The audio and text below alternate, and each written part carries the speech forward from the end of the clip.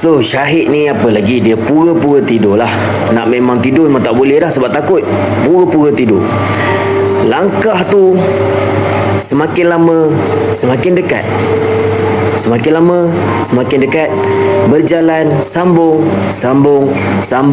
sampailah berhenti betul-betul tepi Syahid. Tapi Syahid ni dia masih lagi buat-buat tidur lah. Dan benda ni bukan setakat berhenti, dia teruskan panggilan Syahid.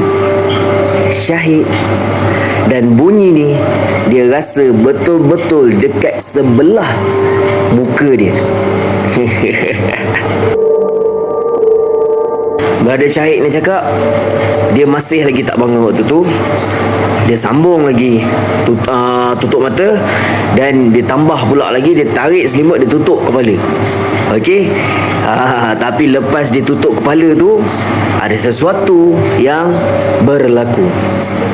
Okay, so korang boleh tunggu next part, ataupun korang boleh tekan video yang aku dah sediakan dekat bawah ni untuk full video tentang kisah seram ni.